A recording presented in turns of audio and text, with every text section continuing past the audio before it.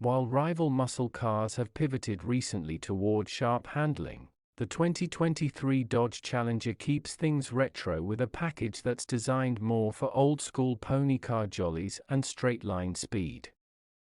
A V6 engine is standard in these non-SRT Challengers, but the real fun comes with the optional naturally aspirated Hemi V8 engines, which are offered in a variety of displacements and outputs spanning a 375 horsepower, 5.7-liter to a 485 horsepower, 6.4-liter. If you want even more power, Dodge will be happy to oblige with the Big Stomper Challenger SRT Hellcat, which we review separately. The regular Challenger isn't as intense as the outrageous Hellcat, but for some its V8 burble and relatively comfortable ride will be enough to trigger nostalgic feelings for the vintage Dodge pony cars with which it shares a name. Enthusiast drivers will find modern versions of the Chevrolet Camaro and the Ford Mustang more capable on twisty roads and racetracks, but the Challenger's old-school charm is undeniable.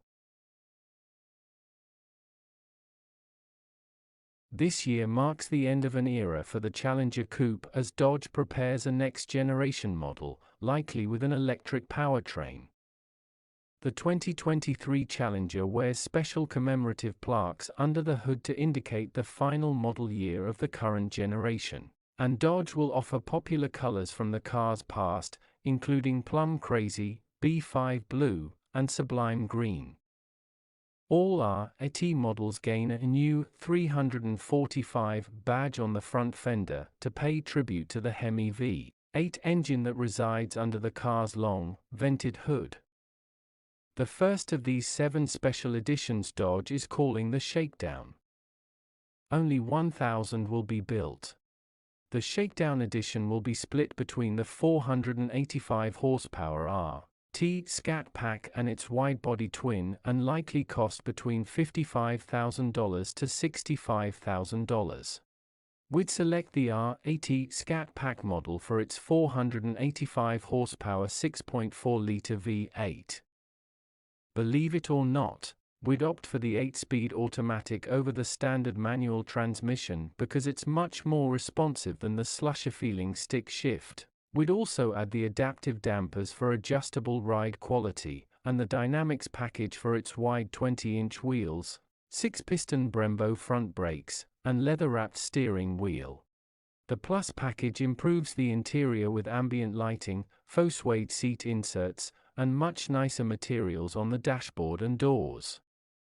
It requires the Driver Convenience Group, too, which brings blind spot monitoring, rear cross-traffic alert, power mirrors, and high-intensity discharge headlights. The Challenger's base 305 horsepower V6 won't satisfy thrill seekers.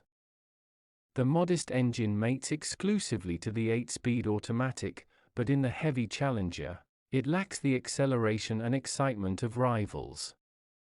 The Dodge's Hemi V8 engines are another story. The 375 horsepower 5.7-liter we tested had plenty of juice to power slide on demand, and its guttural growl was gratifying. Those looking to maximize the Challenger's potential will want the 6.4-liter V8, which produces 485 horsepower and 475 pound-feet of torque. We also drove the TA392 with the automatic and admired the exhaust's cannon blast startup sound and baritone roar when prodded. While we're suckers for a manual transmission, the automatic is incredibly responsive to throttle inputs, with quick power on downshifts. The Challenger hustles through corners like a raging bull seeing red, snorting aggressively and swaying threateningly.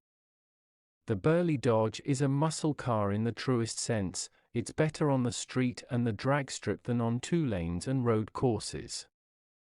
Since the lineup's redesign in 2015, the models we've driven have offered a compliant ride that's comfortable but a bit unrefined. Compared with the sharper and stickier handling of the Camaro and Mustang, however, the Challenger is too soft in tight turns and its steering is too numb. The slow-to-react helm is well suited to leisurely drives and easily controlled power-induced tail slides. The Challenger has a classic muscle car interior, with a simple design inspired by its 1970s-era predecessors and comfortable accommodations.